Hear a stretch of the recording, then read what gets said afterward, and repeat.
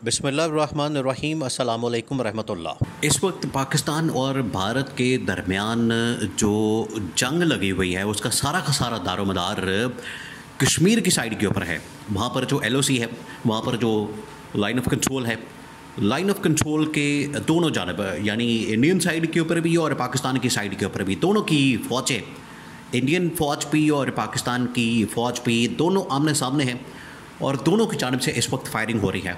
बड़ी खौफनाक किस्म की फायरिंग हो रही है और इसे इनकार नहीं किया जा सकता, क्योंकि मीडिया के अंदर अब इसको उस तरह से हाईलाइट नहीं किया जा रहा।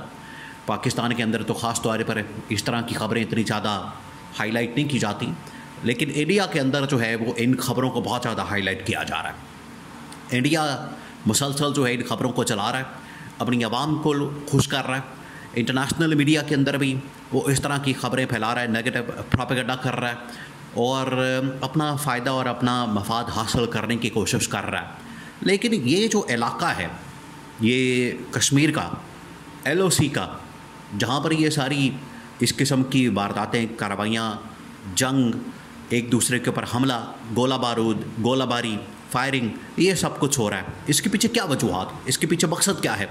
अगर ये फिर ज़्यादा तंग करेंगे, ज़्यादा कोशिश करेंगे, फिर जो पाकिस्तान की फ़ौज है वो फिर कश्मीर के ऊपर हमला कर देगी और कश्मीर ऑलरेडी वो पाकिस्तान के साथ है, कश्मीरी लोग पाकिस्तान के साथ हैं, वो फिर पाकिस्तान के साथ जुड़ जाएंगे और पाकिस्तान की फ़ौज के साथ जुड़ जाएंगे। फिर ऑटोमेटिकली कश्मीर का कब्ज़ा जो है वो पाकिस्तान के हाथ में आ जाएगा। फिर इंडिया मुँह देखता रहे, इंडिया फिर हाथ मलता रहे, इंडिया फिर इसके ऊपर खुश होता रहे कि जो उसने काम किया अब उल्टा उसके अपने गले पड़ गया है। देखिए, मामलात ये है कि इंडिया की जानिब से जो इतना शोर मचाया जाता रहा, इतना बावेला किया जाता रहा, उससे निकलना कुछ नहीं होता। ये सिर्फ अपनी पब्लिक को खुश करने के लिए, अपनी आवाम को खुश करने के लिए, उनको सियासी तौर पर इस्तेमाल करने के लिए, और यही वो तरीका वारदात है जो कि नरेंद्र मोदी की जानिब से, इंडियन गवर्नमेंट की जानिब से, इंडियन सरकार की जानिब से बार बार इस्तेमाल किया जाता है। वो हमेशा इलेक्शन के अंदर इसी चीज़ का ढोल पीटते हैं, इसी चीज़ का शोर मचाते हैं। अब वहाँ पर हालात क्या है, पहले आप हालात को समझ लें और फिर इसके पीछे जो वजूहात हैं। हालात इस वक्त बड़े क्रिटिकल हो चुके हैं।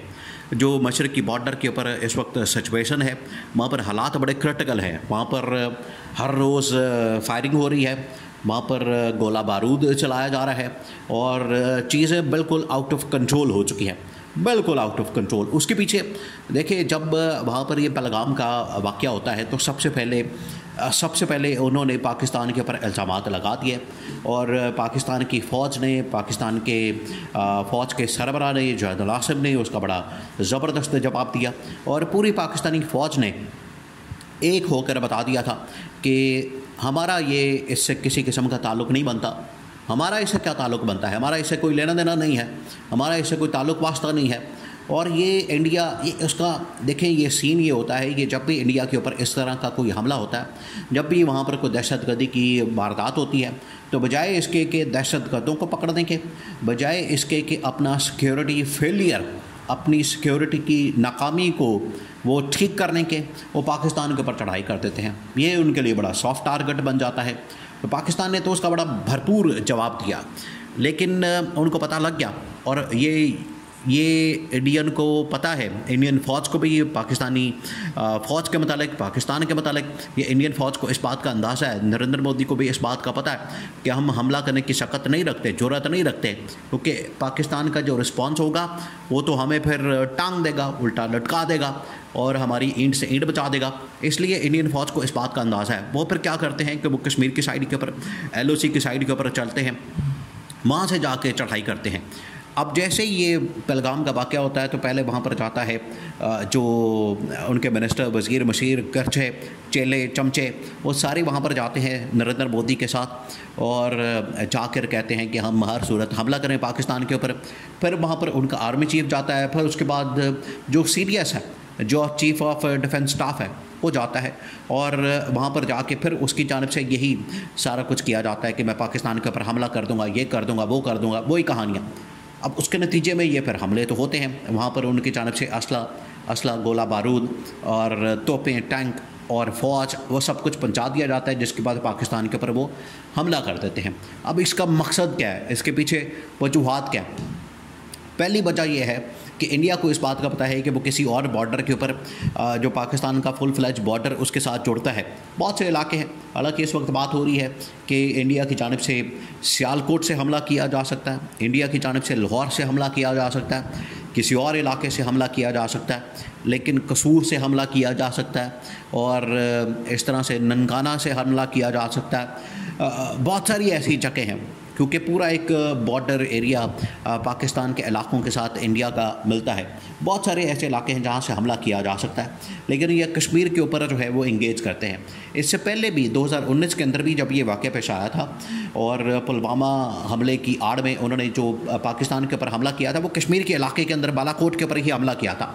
वो किसी और जगह पर हमला करने की कोशिश नहीं कर सकते। उनको पता है कि अगर हम किसी और जगह जाएंगे तो हमारी फिर दुर्गत बन जानी है। अब इन्होंने यहाँ पर ये हमला किया है। दूसरी जो इसकी अहम तरीन इंफॉर्मेशन ये है कि पाकिस्तान अब इसके लिए भरपूर तैयार है और पाकिस्तान ना सिर्फ वहाँ पर इसका जवाब दे रहा है बड़े तगड़े अंदाज में। देखिए, अब जितने कश्मीरी हैं, ख़ास तौर पर कश्मीरियों का मौक़िफ़ ये है कि एक तो इंडिया पहले यहाँ पर जाली तरीके से हमें मरवाता है, हमारे लोगों को मारता है, फिर उसके बाद रिएक्शन के तौर पर वो क्या करता है, ये पूरा प्लान होता है, पूरा प्लान होता है। अब इसके तो बहुत सारी चीज़ें बाहर आ गई हैं, बहुत सारा मवाद बाहर आ गया है कि किस तरह से आप इसे अंदाज़ा करें कि फ़ॉल्स फ्लैग ऑपरेशन जो कि वाक़या पेश आता है 2:20 पे वाक़या ख़त्म होता है और 2:30 पे 2:30 बजे इसकी FIR दर्ज हो जाती है और ठीक 2:30 बजे प्रोपेगेंडा शुरू हो जाता है, ठीक 10 मिनट के बाद। ये वाज़ेह सबूत है इस बात का ये कि फ़ॉल्स फ्लैग ऑपरेशन।